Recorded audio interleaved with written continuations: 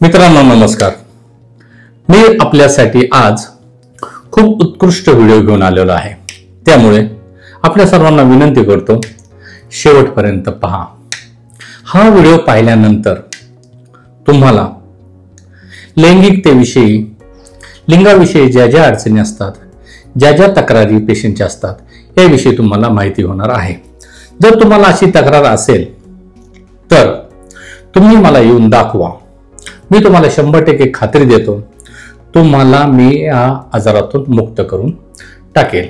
तर मित्रांनो, आज आपण ज्यांना संभोगाविषयी तक्रारी असतात, लिंगाविषयी तक्रारी असतात, याविषयी आपण पाहणार आहोत. तर मित्रांनो, मी डॉक्टर अशोक त्र्यंबके, मुक्काम पोस्ट मिरजावा, तालुका कर्जत, जिल्हा अहिल्यानगर या ठिकाणी आशिष हॉस्पिटल या नावे एक छोटंसं हॉस्पिटल चालवत आहे. जर आपणास काही लैंगिक समस्या असेल तर 9890843665 या मोबाईल नंबरवर कॉल करून आपली अपॉइंटमेंट घेऊ शकता व माझ्याकडे येऊन खात्रीशीर इलाज करून घेऊ शकता. तर मित्रांनो, चला आपण पेशंटच्या कोणकोणत्या तक्रारी असतात याविषयी प्रथम पाहूया व या तक्रारीचे निरसन कसं करता येईल याविषयी आपण आज पाहणार आहोत. त्यामुळं पुन्हा रिक्वेस्ट करतो, चॅनल सबस्क्राईब केलं नसेल तर चॅनल सबस्क्राईब करा, इतरांना शेअर करा. माझे जर व्हिडिओ तुम्हाला आवडत असेल तर लाईक करा. तर मित्रांनो, अनेक पेशंट येतात, वेगवेगळ्या वयातील पेशंट येतात व ते आपल्या तक्रारी माझ्या पुढे सांगतात. त्यानुसार मी त्यांना उपचार करतो व या आजारामधून कायमचं बरं करून टाकतो. अनेक लोक असं बोलतात की डॉक्टर साहेब, आमचं लिंग बारीक आहे, आमच्या लिंगाची लांबी कमी आहे, आमच्या लिंगाची जाडी कमी आहे, त्यामुळे मी आपल्या बायकोचं समाधान करू शकत नाही. तसेच अनेक लोक बोलतात की डॉक्टर साहेब, रात्रीचा स्वप्नदोष होतो, कधी कधी दिवसा झोपल्यानंतर दिवसाही स्वप्नदोष होतो, त्याला आपण नाईट फॉल म्हणतो. तसेच लघवी वाटे, वीर्य जातं, त्यामुळे खूप अशक्तपणा येतो, त्यामुळे लिंगामध्ये मनावाशी ताठरता येत नाही.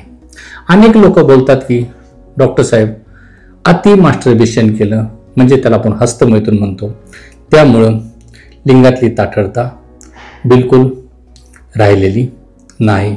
अनेक लोक असं बोलतात की बायको शेजारी आहे पण शरीर संबंध करू वाटत नाही. अनेक लोक असं बोलतात की बायकोपाशी तर लिंग उठतं पण प्रेयशी जवळ गेल्यानंतर लिंग अजिबात उठत नाही. बायको बरोबर संबंध करताना भीती वाटते किंवा प्रेयसी जवळ गेल्यानंतर लिंगामध्ये ताठरता येईल की नाही असं वाटतं, त्याच्यामुळं छातीमध्ये धडधड खूप होते. तसेच मित्रांनो, अनेक जण असं म्हणतात की डॉक्टर साहेब, लिंगामध्ये ताठरता येत नाही. अनेक जण असं बोलतात की लिंगामध्ये तर ताठरता येते पण टिकून राहत नाही. तसेच अनेक जण असं बोलतात की डॉक्टर साहेब, लिंग ज्यावेळेस आम्ही आतमध्ये घालतो त्यावेळेस त्वरित पाणी पडतं, त्याला आपण शीघ्रपतन असे म्हणतो. म्हणजेच मित्रांनो, हे जे लोक आहेत यांना कोणत्या ना कोणत्या कारणामुळे कोणता ना कोणता आजार झालेला आहे. तर मित्रांनो, ज्या व्यक्तींचं लिंग वेळेवर उठत नाही किंवा उठण्यासाठी वेळ लागतो किंवा लिंग उठत नाही, त्याला आपण इरेक्टाईल डिस्फंक्शन असे म्हणतो. तसेच ज्या लोकांचं त्वरित पाणी पडतं त्याला आपण शीघ्रपतन असे म्हणतो. ज्या लोकांना स्वप्न दोष होतो, नाईट फॉल होतो, ते स्वप्नामध्ये विचार करतात, काही लोक संभोग करतात, त्याच्यामुळं ओव्हरफ्लो झाल्यामुळं काही लोकांच्या लिंगामधून नाईटफॉल होतो. तर मित्रांनो, अति नाईटफॉल होत असेल तर डॉक्टर दाखवून घेणं गरजेचं आहे. पण एखाद्या वेळेस होत असेल तर ही एक नैसर्गिक गोष्ट आहे. एखाद्या लिंगाची साईज कमी असेल तर सर्वात महत्त्वाची गोष्ट म्हणजे लिंगाची साईज किती असायला पाहिजे हे अनेक जणांना माहीत नसतं. अनेक लोक असे व्हिडिओ पाहतात, इतर पुरुषांचं लिंग पाहतात किंवा व्हिडिओतील पुरुषाचं लिंग पाहतात आणि स्वतःमध्ये असा निर्बंध करून घेतात की आपलं लिंग इतरांपेक्षा बारीक आहे. तसेच अनेक स्त्रिया ज्यावेळेस आपल्याबरोबर संभोग करतात त्यावेळेस त्या अशी तक्रार करतात की तुमचं लिंग बारीक आहे. आणि सर्वात महत्त्वाची गोष्ट म्हणजे लिंग ॲक्च्युली हे साधारणतः संभोग करण्यासाठी 3 इंचापर्यंत हवं असतं. हे अनेक लोकांना माहीत नसतं, पण इतरांचे कंपॅरिझन करून ते स्वतःला असं समजतात की आपल्या लिंगाची जाडी कमी आहे, लांबी कमी आहे, साईज कमी आहे. तसेच अनेक लोक असं बोलतात की बायको शेजारी आहे पण संभोग करू वाटत नाही. याचं रिझन मित्रांनो हार्मोनशी रिलेटेड असू शकतं किंवा तुम्हाला जर इतर काय आजार असतील, तुमचे काय व्हिटॅमिन शरीरातील कमी झालेले असतील तर असं होऊ शकतं. अनेक लोक म्हणतात की बायकोपाशी तर लिंग उठतं पण प्रियशी जवळ गेल्यानंतर लिंग उठत नाही. तर मित्रांनो, याला आजार म्हणता येणार नाही, त्याला अँझायटी म्हणता येईल. कारण की जर तुम्ही असा मनाचा विचार केला की माझं बायकोपाशी लिंग उठतं पण प्रियसाठी उठणार नाही, तर आपल्या ब्रेनमधील काही असे काही केमिकल्स असतात त्याच्यामध्ये चुकीची हालचाल होऊन लिंगामध्ये इरेक्शन येत नाही. अनेक लोक बोलतात की लिंगामध्ये वाकडेपणा आलेला आहे. तर वाकडेपणा का आलेला आहे यासाठी सोनोग्राफी करणं गरजेचं असतं. सोनोग्राफी केल्यानंतर वाकडेपणा का आलेला आहे, आजारामुळे आलेला आहे, काही इतर कोणते कारण आहेत हे आपल्याला समजून जाते. तसेच अनेक जण म्हणतात की डॉक्टर साहेब स्त्रीच्या योनीमध्ये लिंग घातलं की त्वरित पाणी पडतं, म्हणजेच बिलकुल स्टॅमिना नाही. तर मित्रांनो, तुमची जी स्किन असते लिंगाची त्याला सेन्सिटिव्ह झाली का, पुढची जी ग्लँड असते त्याला सेन्सिटिव्ह झाली का हे पाहणं गरजेचं असतं. तिथे नरूला काय प्रॉब्लेम झाला हे पाहणं गरजेचं असतं. तिथं पेनेल आर्टरीला काय प्रॉब्लेम झाले असतं का हे पाहणं गरजेचं असतं. किंवा नायट्रिक ऑक्साईडचं प्रमाण म्हणजे व्यवस्थित रिलीज होतं की नाही हे पाहणं गरजेचं असतं. किंवा एखाद्याला डायबिटीस असतो, एखाद्याला ब्लड प्रेशरचा आजार असतो किंवा इतर काही कारणं आहेत का याची तपासणी करून ट्रीटमेंट घ्यावी लागते.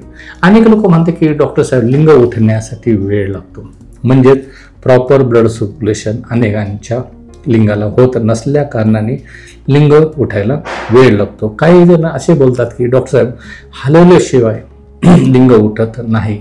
तर मित्रांनो, हलवल्यानंतर साहजिकच आहे तेथील भागाला रक्तपुरवठा होतो, त्यानंतर लिंग उठायला लागतं. म्हणजेच म्हणावं असं ब्रेनमधून सिग्नल येत नाही, लिंगाला म्हणावं अशी रक्तपुरवठा होत नाही, त्यामुळं हलवल्यानंतरच काही जणांच्या उठतं. म्हणजेच मित्रांनो, अनेक लोक मास्टरबेशन करतात. अति मास्टरबेशन केल्यामुळेही इरेक्शनचा प्रॉब्लेम येतो. तर अनेक लोकांचे अनेक वेगवेगळे कारणे असतात, पण या कारणांमुळे अनेकांचं वैवाहिक जीवन खराब होतं. अनेकांच्या बायका अनेक पुरुषांना सोडून जातात. अनेकांच्या स्त्रिया हे आपल्या प्रियकराबरोबर न बोलता, आपल्या नवऱ्याबरोबर न बोलता, ज्यावेळेस ते आपल्या नवऱ्यावर बोलत नाहीत, आपले प्रियकर बोलत नाहीत, त्यावेळेस नवऱ्याने व प्रियकराने समजून जायचं की तुमच्या बायकोला दुसरा तिसरा कोणतरी भेटलेला आहे, त्यामुळे ते आपल्या संग शक्यतो बोलत नाही. तर तुम्हाला असं वाटत असं तिने बोलावं तर तुम्ही बरं होणं गरजेचं आहे. नैसर्गिक गोष्ट आहे मित्रांनो. जसं पुरुषाला संभोग आवडतो, भरपूर संभोग करू वाटतं, तसं स्त्रीलाही संभोग आवडत असतो. त्यामुळं तुम्ही तिची मर्जी राखणंही गरजेचं असतं. तुम्हाला जर प्रॉब्लेम असेल तर तुम्ही दवाखान्यात येऊन डॉक्टरला दाखवून घेऊन बरं होणं गरजेचं असतं. पण अनेक पुरुष असे अगोचर असतात की आपल्या बायकोकडे लक्ष देत नाहीत, तिच्या मनाकडे लक्ष देत नाहीत. तिला जेवढा संभोग आवडतो तेवढा ती संभोग करत नाही. अनेक लोक लिंगामध्ये स्त्रीच्या म्हणजे योनीमध्ये लिंग घालतात, तिची जे चरम सुख असतं ते पूर्ण होण्या अगोदरच तिचं तोपर्यंत पाणी पाडून टाकतात. त्यामुळं ती चिडली जाते. तुम्ही तर तुमचं पाणी पाळलेलं आहे, पण तिचं पाणी बाहेर कोणी काढायचं. त्यामुळं अनेक स्त्रिया ह्या आपल्या नवऱ्याला किंवा प्रियकराला सोडून इतर ठिकाणी संभोग करतात. कारण की पुरुष हा फक्त स्वतःचाच विचार करतो, स्त्रीचा विचारच करत नाहीये. मग स्त्रीने तुमच्या संग लग्न संभोगासाठी केलेलं आहे, तिचा विचार कोणी करायचा वगैरे. त्याच्यामुळं स्त्रीचाही तुम्ही विचार करणं गरजेचं असतं. तर मित्रांनो, तुम्हाला समजा लिंगामध्ये ताठरता येत नाही, उशिरा ताठरता येते, स्वप्नदोष होतात, अतिमास्टरबेशन केल्यामुळं लिंगामधील ताठरता निघून गेली, किंवा तुम्हाला शुगरचा आजार असेल त्याच्यामुळे तुमच्या नर्व खराब झाल्यात, तुमच्या आर्टरी खराब झालेल्या आहेत, तुमचं हार्मोनल इम्बॅलन्स बिघडलेला आहे, तर काळजी करण्यासारखं काही कारण नाही. तुम्ही फक्त मला येऊन एक वेळ भेटा. मी प्रत्येक व्हिडिओमध्ये सांगितले तुम्हाला की बाबांनो, बरे होऊन जावा. तुम्ही पैसा कमवता, चांगलं घर बांधता, तुम्ही गाड्या घेता, सर्व घेता, पण तुम्ही जर तुमच्या बायकोपाशी झोपू शकत नसेल, त्या गोष्टींचा काही अर्थ राहत नाही. पैसे गरजेचे आहे, घर गरजेचं आहे, मुलं बाळ सर्व गोष्टी गरजेचं, पण त्याचबरोबर तिच्यापाशी झोपणं पण गरजेचं आहे ना. का तिच्या विणीमध्ये जर तुम्ही लिंगच घातलं नाहीये, तिने काय फक्त झोपायचं, म्हणजे तुम्ही तिने संभोग न करता झोपायचं, स्वयंपाक करायचं आणि मुलं बाळांचं आवरायचं, तर मित्रांनो ही सगळी तुमची चूक आहे. तर तुम्ही जर हा व्हिडिओ पाहत असाल, सरळ आधी स्टार्ट करा, माझ्याकडे एकदा येऊन दाखवा, मी तुमचे ब्लड इन्व्हेस्टिगेशन करून घे, कशामुळे झालंय प्रॉब्लेम हे पाहून घेईन व तुम्हाला मी ट्रीटमेंट करेन. इतर डॉक्टर सारखं मित्रांनो या महिन्याला घ्या औषधं, या महिन्याला घ्या औषध असल्या गोष्टी मी काही करत नाही. कारण की मी कॉज काय आहे आजाराचा, म्हणजे तुम्हाला हे कशामुळे प्रॉब्लेम झाला हे पाहूनच मी ट्रीटमेंट करतो. तर मित्रांनो, मी खूप इमानदार आहे, धार्मिक व्यक्ती आहे. आता मी समोर उपचार करत असल्या कारणाने मला असं बोलावं लागतं, कारण की तो माझा म्हणजे मी डॉक्टर की याचेच करत असल्या कारणाने अनेक मला गोष्टी बोलणं गरजेचं असतं. कारण मी जर बोललो नाही तर समोरची व्यक्ती बोलत नाही, त्याला नेमकं काय झालं हे तो खुल्लेपणे सांगत नाही. त्याला खरंच आजार आहे का, त्याला अँझायटी त्रास आहे का, सायकोजेनिक आहे का ऑर्गॅनिक, हे आपलं तपासण्यांतीच करतं. त्यामुळं जर तुम्हाला असं वाटतं की मी बरं झालं पाहिजे, तर तुम्ही सरळ माझ्या हॉस्पिटलची एकदा भेट द्या. मी तुम्हाला खात्रीशीर सांगतो, तुम्हाला मी बरं करून टाकेन. मित्रांनो, साध्या पद्धतीचे आजार असतात, पण आपण त्याच्याकडे दुर्लक्ष केल्या कारणाने ते वाढले जातात.